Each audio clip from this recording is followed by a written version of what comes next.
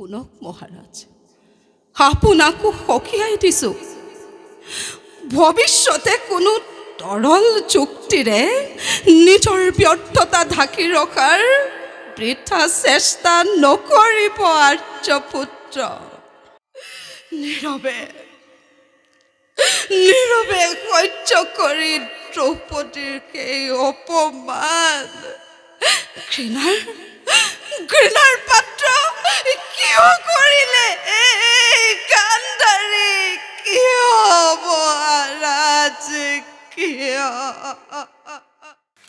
পোনপ্ৰথমে আজি প্ৰতিযোগিতাখনিত বিচাৰকৰাখন অলংকৃত কৰা শ্ৰদ্ধাৰ বিচাৰক মণ্ডলীকে প্ৰমুখ্য কৰি ইয়াত উপস্থিত থকা সকলোলৈকে মই ভক্তিপূৰ্ণ সেৱা নিবেদি আজি সংলাপ প্ৰতিযোগিতাখনিত মই শ্ৰদ্ধাৰ নাট্যৰ উপকাৰ শ্ৰীযুত উৎপল খনিকৰ দেৱৰ দুৰ্যোধনৰ অশ্বমেধ যজ্ঞ কুৰ্মবলী পতন নাটভাগীৰ গান্ধাৰী চৰিত্ৰটিৰ সংলাপ প্ৰক্ষেপণ কৰিবলৈ ওলাইছোঁ।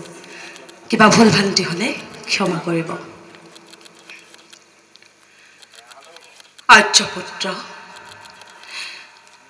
দুঃশাসনে কেশ স্পৰ্শ কৰোঁতে সতীৰ তাক শক্তি কিয় লোক পালে আপোনাৰ? ৰাজসভাৰ মাজত বস্ত্ৰহৰণ কৰোঁতে দ্ৰৌপদীৰ মৌন হৈ থাকিল কিয় আপুনি পুতলা সত্ৰে?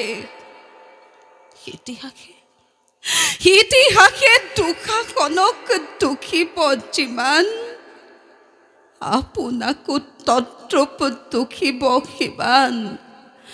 সেয়ে আজি মই কৰিছোঁ সংকল্প, নিতান্তই নহ'লে প্ৰয়োজন মৌন হৈ থাকিব এই গান্ধাৰ নন্দিনী। আৰু শুনক মহাৰাজ, আপোনাকো সকীয়াই দিছোঁ, ভৱিষ্যতে কোনো তৰল যুক্তিৰে নিজৰ ব্যৰ্থতা ঢাকি ৰখাৰ বৃথা চেষ্টা নকৰিব আৰ্যপুত্ৰ। আপুনিতো ৰজা, অন্ধ হ'লেও ৰাজদণ্ড আপোনাৰ হাতত। তেনেস্থলত দুঃশাসনক বন্দী কৰা ৰাজ্ঞা কিয় নিদিলে আপুনি? কিয় নিদিলে? ময়ো মাতৃ, সন্তানক ময়ো ভাল পাওঁ অকৃত্ৰিমভাৱে, কিন্তু সন্তানৰ প্ৰতি থকা অন্ধ স্নেহে বোধ শক্তি বিলুপ্ত কৰিলে আপোনাৰ। এজনী অসহায় অবলা নাৰী বস্ত্ৰহৰণ কৰি দুঃশাসনে অপমানিত কৰিলে মোক চিৰকাললৈ।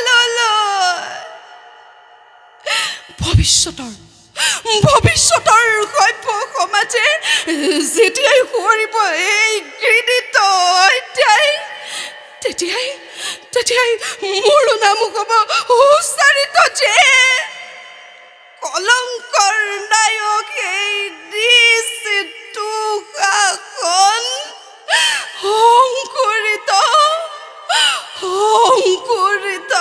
হৈছিল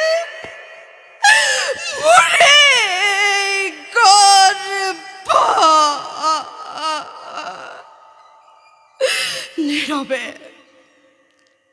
নীৰৱে সহ্য কৰি দ্ৰৌপদীৰ সেই অপমান, ঘৃণাৰ পাত্ৰ কিয় কৰিলে গান্ধাৰী? কিয় মহাৰাজ, কিয়? ধন্যবাদ।